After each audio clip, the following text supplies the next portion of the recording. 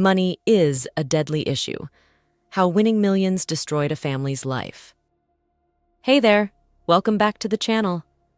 Just when Mickey thought that his $15 million lottery prize would turn his life around, things took a dark turn. Instead, his life was turned upside down after he learned that his sister had died from substance abuse. Chapter 4. The Cost of Fortune and Lust. After Daisy's death, Mickey Goose was a broken man. Standing at his sister's gravesite, he felt the full weight of his guilt and grief. The wind howled around him, carrying away the hollow words of the priest who spoke about peace and rest, but Mickey couldn't find any peace. All he could feel was the crushing weight of responsibility. He had given Daisy the money, the means to destroy herself, and now she was gone.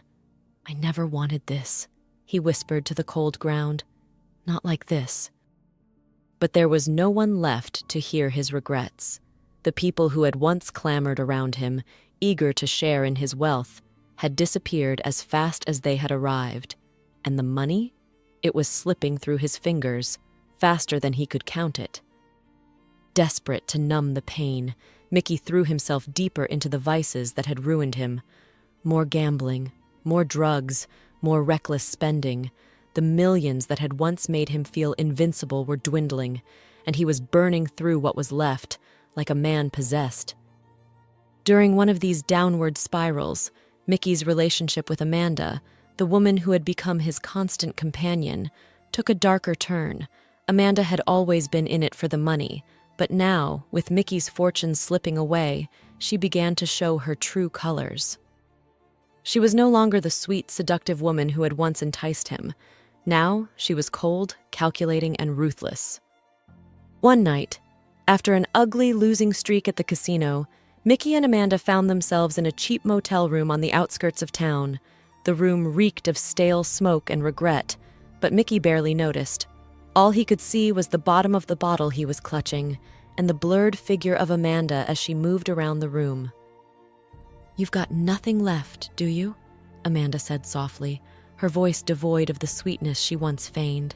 She looked at him with a mixture of pity and contempt, the facade of affection finally crumbling. "All that money, and you're just as empty as you were before." Mickey and Amanda collided with a fierce, almost desperate passion that night, in the dimly lit haze of a cheap motel room, their bodies intertwined on the threadbare sheets, driven by a mutual hunger that was more about escape than love. Amanda's touch was electric, her lips tracing fiery paths across his skin as if she could sear away the pain that clung to him. Mickey pulled her closer, his hands gripping her with a need that bordered on madness, craving the oblivion she offered. Every kiss, every breathless gasp, was an attempt to drown the haunting emptiness that threatened to consume him. In that heated tangle of limbs and whispered promises, they lost themselves, if only for a moment, in the fleeting illusion that this could somehow make everything right again. He was empty, emptier than he had ever been. The mansion, the cars, the so-called friends, all gone. And now, even Amanda's false warmth was slipping away. As the night dragged on, the despair that had been gnawing at Mickey reached a breaking point.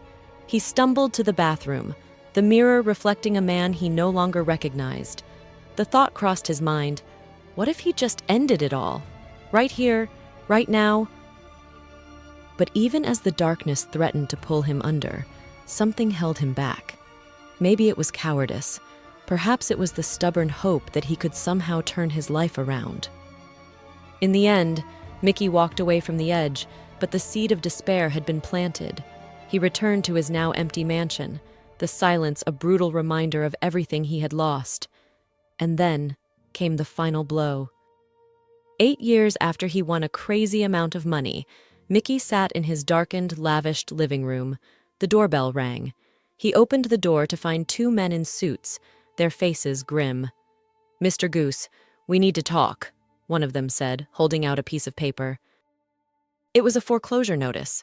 The mansion, the cars, everything was gone. Mickey had burned through it all.